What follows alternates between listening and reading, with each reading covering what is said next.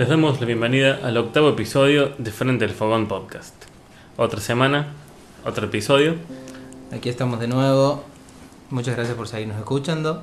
Esperamos que hoy estén con ganas de saber un poco más de estos temas tan peculiares. Un poco de misterio de la mano de Estados Unidos.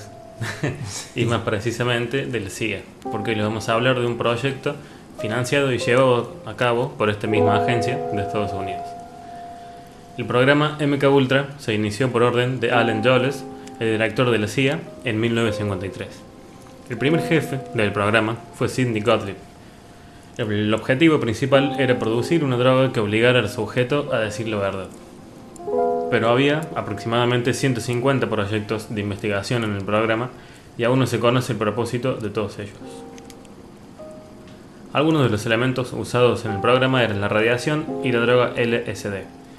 También se usaron los barbitúricos y anfetaminas simultáneamente, un proceso que se abandonó porque la muerte del interrogado era demasiado frecuente. Se utilizaban también muchas otras drogas. Los sujetos de las pruebas eran empleados de la CIA, miembros de los servicios militares, médicos, otros agentes del gobierno, indigentes, prostitutas, pacientes con enfermedades mentales y miembros del público. Muchas veces, sin que los involucrados supieran lo que se hacía con ellos ni se solicitara su consentimiento. Finalmente, los investigadores descartaron al LSD porque sus efectos resultaban imprevisibles. No lo podían controlar, digamos. Claro. O sea, ya era como se le llama. Nunca sabían a dónde iba la mente cada vez que... El proyecto MK Ultra consumía el 6% de los fondos de la CIA en el año 1953. No se tiene muy claro cuáles fueron las drogas utilizadas en este proceso. Se conoce que las inversiones eran de millones de dólares y los documentos de fondos, es decir, que para todo se necesitaba un acta, como un recibo de servicio, claro. Claro. Estos documentos relacionados al proyecto eran como 20.000, o sea, muchísimo. En todo lo que fue el tiempo que duró. Cuestión, bueno, que esto fue financiado todo completamente por la CIA, sin una regulación del gobierno, ya que la CIA actúa independientemente al ser un organismo privado y de investigaciones secretas. Para los que por ahí no saben bien qué hace o qué relación tiene con el gobierno. Claro. También se usan algunas drogas como MDMA, que creo que es éxtasis. Sí. Bueno, tiene varios derivados, pero claro. Hongos, que todos los conocemos como hongos mágicos, estilo el psilocibe cubensis. Todo, digamos, alucinógenos. Cualquier droga que abriera las puertas de la percepción, cualquier droga introspectiva que hiciera que la persona actúe involuntariamente por momentos y más si fueran administradas, digamos, en altas dosis. Me quedó grabado que a un sujeto le administraban dosis altas de LSD. Me quedó grabado, digo, porque lo leí por ahí, no sé, lo escuché. Sí. Que le ponían una grabación de su propia voz en auriculares durante horas, un día, mes, una frase dicha por él. Todo que le inyectaban el LSD. Y claro, lo tenían atado a una camisa. También, claro, le inyectaban. Me parece. Imagínate un trauma. Claro, y le repetía su propia frase, o sea, una frase de él. Una frase de él, o sea, él mismo, en claro, su propia mente, flasheando consigo mismo. Te vuelve loco. Si alguien vio la película Naranja Mecánica, bueno, podemos relacionar que estos procesos parecidos a cuando sientan a Alex, el personaje, en un cine, le abren los ojos con unos ganchos en lo que no se lo dejan cerrar y le ponen gotas y le hacen ver escenas de ultraviolencia para poder, digamos, de esta forma revertir el placer que a él le daba la violencia, claro, en un asco, digamos, paralización. Cada vez que quería ser violento no podía. como que no podía. Y otra relación, digamos, como para relacionar un poco todo esto, con el mundo del cine. Claro, el mundo del cine, las series y todo ese tipo de cosas. Con Stranger Things, en donde los laboratorios que hacen experimentos con niños están muy identificados con MK Ultra. Claro. Por ejemplo, en el caso del personaje de Eleven, los poderes que tiene, cómo investigaban con ella, los procedimientos que hacían, era todo como basado en todo esto, ¿no? Basado en esto, digamos, en lo que se sabe y bueno, lo que mínimo que se sabe. Sí. Se tiene más en cuenta que fueron las drogas las que causaban mayor daño cerebral, obligando al sujeto de prueba a ver cosas y a hacer lo que la CIA quisiera. Las drogas de las que sí se podía afirmar que se utilizaban eran la ya conocida LSD, que fue una droga psicodélica usada en lavados de cerebro, hormonas, marihuana, etc., mezclados entre ellos. Sí, todo un cóctel. Los primeros esfuerzos se centraron en el LSD, que más tarde llegó a dominar muchos de los programas de MKUltra. Los experimentos incluían la administración de LSD a empleados del CIA, a militares, médicos, agentes del gobierno, prostitutas, pacientes con enfermedades mentales y los miembros del público en general, con el fin de estudiar sus reacciones. El LSD y otras drogas se administraron por lo general sin el conocimiento del sujeto, o también el consentimiento informado, lo cual es una violación del Código de Nuremberg que los Estados Unidos accedieron a seguir después de la Segunda Guerra Mundial. Bien. En 1973, el director de la CIA, Richard Helms, ordenó que se destruyeran a toda prisa todos los documentos de un proyecto con más de 20 años, el MKUltra. Un año después, el New York Times denunciaba en sus páginas que la CIA había estado realizando actividades ilegales dentro de Estados Unidos. Con esto se referían al proyecto que Helms intentó enterrar poquito tiempo antes. Claro, él ya se le veía venir. Bajo el nombre de Proyecto MKUltra, la CIA se dedicó durante 20 años a realizar pruebas y ensayos secretos e ilegales. El objetivo no era otro que entender y controlar la voluntad del ser humano. LSD, hipnosis, técnicas psiquiátricas, terapia electroconvulsiva, tortura. Los métodos empleados en el proyecto eran muy variados y alejados de todo lo que se considera actualmente como ético. A todo esto se pueden encontrar algunas confesiones o documentos desclasificados, pero lo más seguro es que la mayoría de los pacientes no hubieran podido declarar nada porque fueron desterrados de su identidad prácticamente. Sí, eran un objeto básicamente, no una persona. Convengamos que en todo el encubrimiento podrían haber encubierto, por ejemplo, desapariciones injustificadas de personas, suicidios de otros, como claro, podríamos estar mencionando hoy. Exactamente. Bueno, casi 70 años después de los más de 150 subproyectos de investigación asociados a MKUltra, solo conocemos algunos de los secretos de uno de los mayores escándalos históricos de Estados Unidos. Por desgracia, gran parte de la información se perdió en 1973 y el máximo exponente de datos se encuentra en un informe de 1963 que sobrevivió milagrosamente a la purga de Helms. No obstante, la historia comienza mucho antes con el incidente de Pont Saint-Esprit. La noche del 15 de agosto del año 1951, el pequeño pueblo de Pont Saint-Esprit se había envuelto en uno de los episodios más raros de su historia. Más de 250 personas fueron invadidas por la histeria colectiva. Al menos 50 de ellos terminaron en una residencia psiquiátrica. Otros 7 tuvieron peor suerte y murieron, 2 de ellos por suicidio. Tiempo después, el British Medical Journal informaba que el origen del brote se debía a la contaminación del pan por cornezuelo. Como un honguito que sale cuando está como vencido el pan, digamos. Sí. Entre cuyos componentes está el ácido lisérgico, que es el precursor del potente alucinógeno conocido como LSD. No es hasta mucho después que el descubrimiento de ciertos documentos lanzó otra hipótesis a la palestra. Y si en vez de cornezuelo, el pueblecito francés hubiera sido objeto de un experimento con LSD y otras drogas, un experimento de control mental llevado a cabo por la CIA más allá del suelo estadounidense. Aunque esto es solo una hipótesis sostenida por el periodista de investigación Albarelli, lo cierto es que el bioquímico e investigador Frank Olson fue uno de los hombres enviados a Pont Saint-Esprit durante aquellas fechas. Curiosamente, Olson también estaba implicado en diversos proyectos secretos. Este científico ingresó en la CIA y se unió al grupo de MKUltra un año antes del suceso de Pont Saint-Esprit, según salió a la luz después de su muerte. Su presencia y la naturaleza del proyecto en el que participaba supone una tremenda e inquietante coincidencia que autores como Albarelli no han dejado pasar.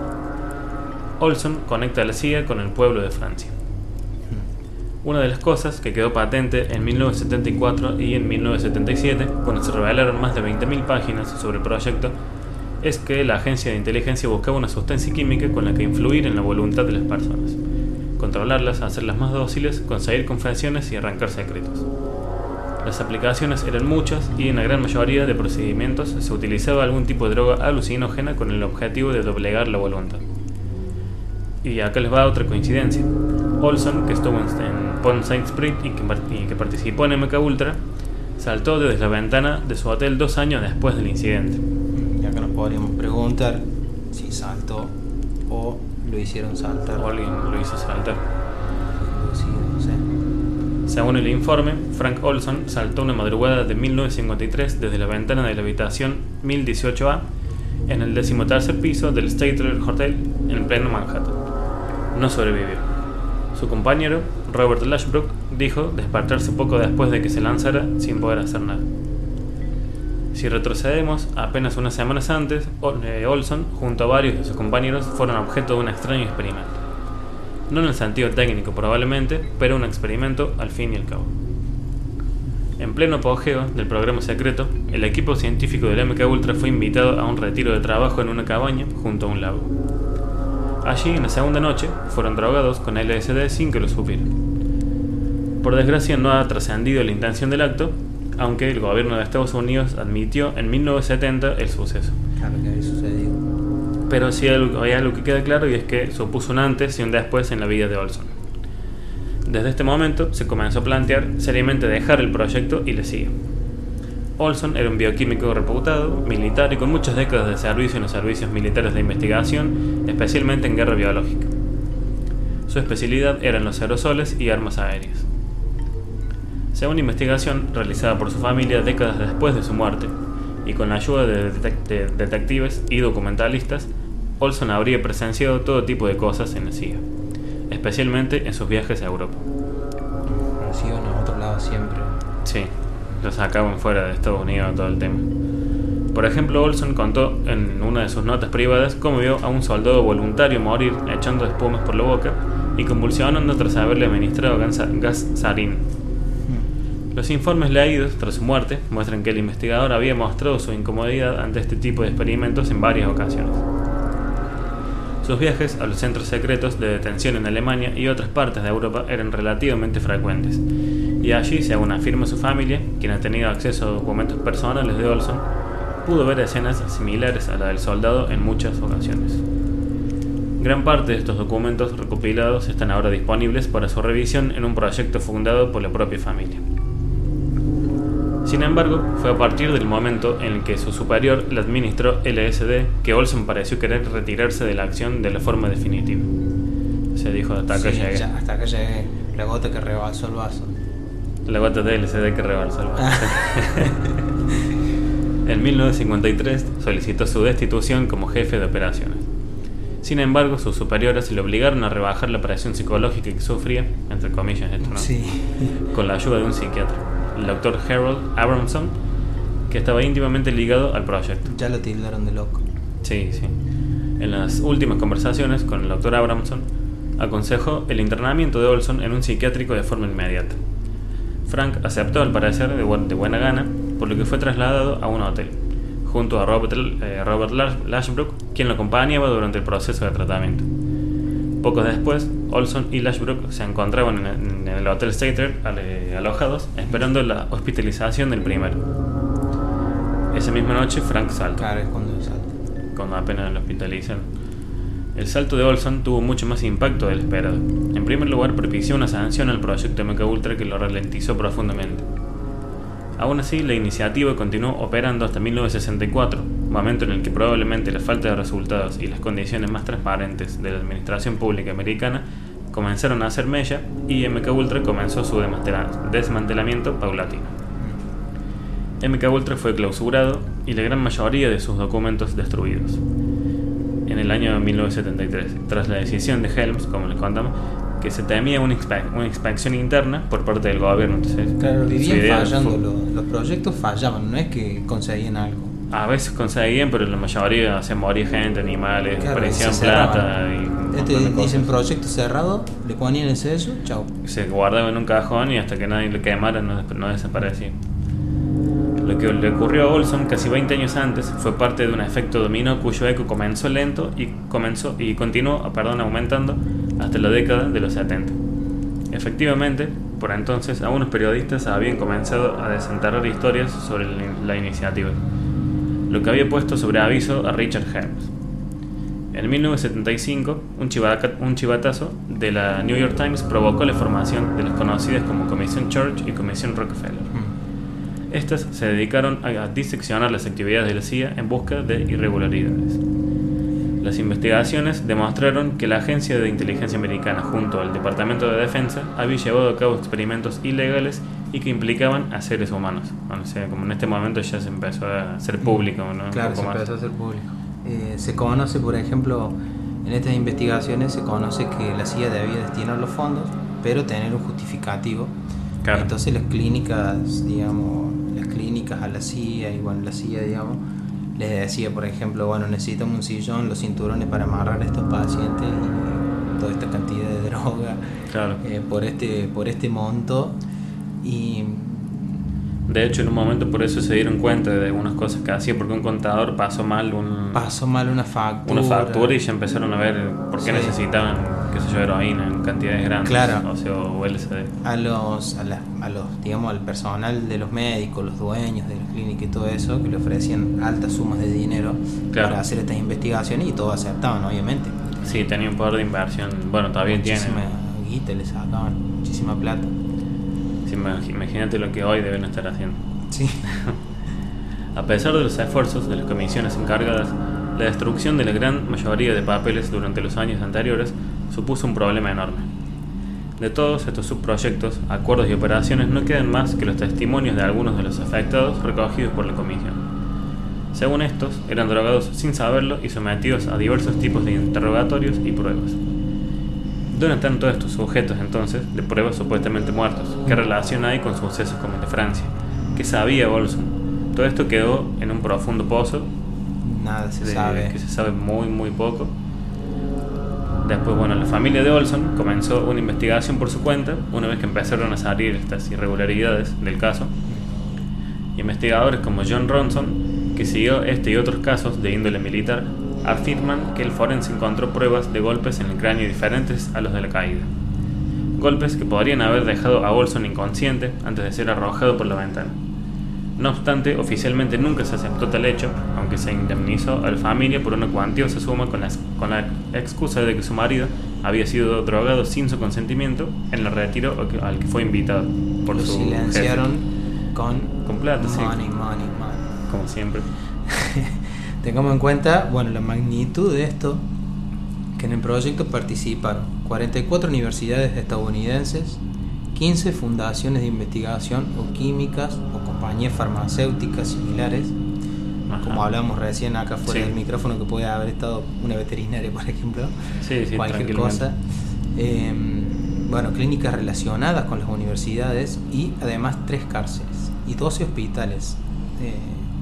Es decir, que la CIA se presentaba en un lugar con un presupuesto altísimo. Como le iban a decir que no, si le daban un montón de plata. Claro, proponía hacer investigación en nombre de la ciencia, de protección de los ciudadanos. Bueno, en Estados Unidos históricamente siempre estuvo paranoico con respecto a proyectos que se hacen en otros países, estudios que se hacen en otro lado. En este caso, en este momento, en esos tiempos, en esos años, tenían rumores sobre Rusia y bueno, y de también espionaje y claro, todo, que otros tenían sus propios proyectos, claro, pero como que no se sabe, entonces ellos querían tener lo suyo por, bueno, como la los soldados nazis que también siempre, que le daban anfetaminas, como que siempre se experimentó, nazis, viste, claro, a los soldados siempre se les dio cosas. A estas alturas, la muerte de Olson, protagonista involuntario de la historia, queda en la niebla, tanto como muchos de los objetivos del proyecto MKUltra. Todo lo que nos quedan son numerosos restos de informes, los cuales están disponibles y vamos a ponerlos en la página, y un laborioso trabajo de investigación realizado por periodistas, investigadores particulares y la propia familia. Según estos informes, existían al menos 149 subproyectos en los que participaron varias universidades, fundaciones dedicadas a la investigación e instituciones similares, como recién nombramos. Al menos 80 instituciones y 185 investigadores privados fueron parte de MKUltra, aunque muchas de ellas no sabían ni sabrán jamás para qué o quién lo hacían y qué consecuencias tendrían sus actos. Bueno, este ha sido el episodio número 8 de Frente al Fogón Podcast. No llegamos a hablar de todo lo que abarcó este programa porque tendríamos que hacer un programa de mínimo Claro, 3 horas. Sí. 2 horas, 3 horas. Porque hay mucho material. Vamos a estar subiendo algunos documentos en la página de Facebook y en Instagram también. Y bueno, esperamos que les haya gustado. Gracias por seguirnos escuchando. O si es la primera vez también. Nos pueden comentar lo que quieran. Estamos en YouTube, Facebook e Instagram como Frente al Fogón Podcast. Y para los que escuchan, más que nada, estamos en Anchor, iVoox, Spotify y también otras plataformas de podcast.